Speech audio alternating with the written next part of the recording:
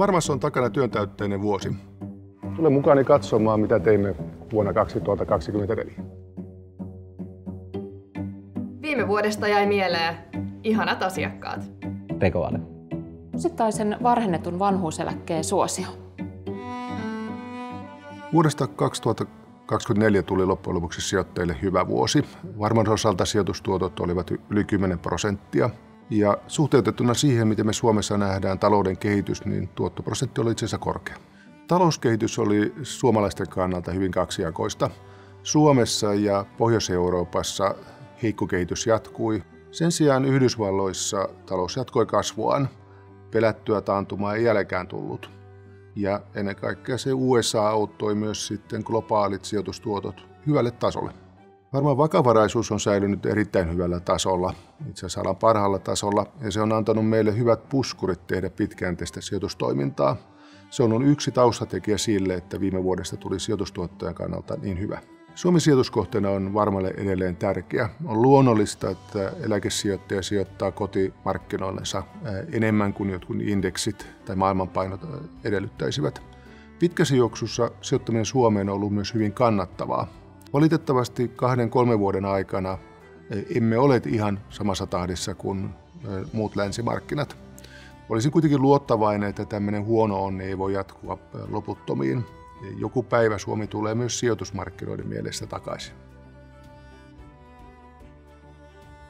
Meidän keskeisin tehtävä on maksaa eläkkeet oikein ja ajallaan meidän eläkkeen saajille. Me maksettiin viime vuonna eläkkeitä noin 7,5 miljardin euron edestä noin 350 000 eläkkeen saajalle. Varmassa annettiin viime vuonna eläke- ja kuntoutuspäätöksiä noin 50 000 kappaletta. Lisäksi me vastattiin noin 100 000 henkilöasiakkaan yhteydenottoon.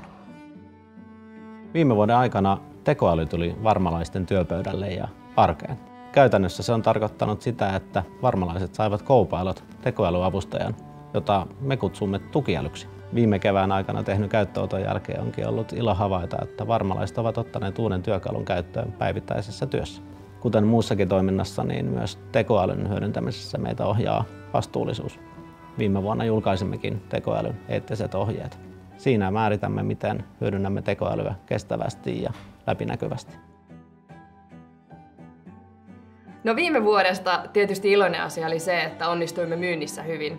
Me saatiin paljon uusia asiakkaita pienistä ja keskisuurista yrityksistä ja sen lisäksi myöskin suuryritykset luotti meihin ja viime vuosi olikin maksutulolla mitattuna kaikkien aikojen paras.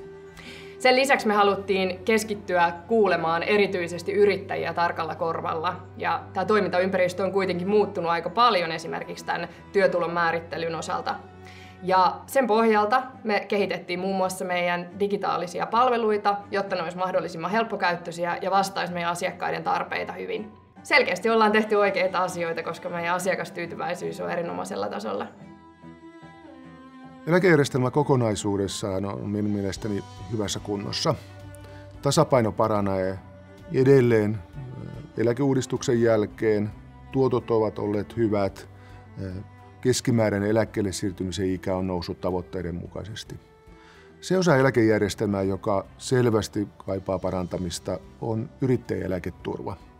Siinä mielessä on hyvin tervetullut, että hallitus on asettanut yrittäjän eläketurvaa pohtivan selvityshenkilön. Kaikkea hyvää hänen työlleen, se työ tulee olemaan tärkeää. Haluaisin vielä kiittää asiakkaitamme, yhteistyökumppaneitamme ja varmalaisia hyvästä vuodesta.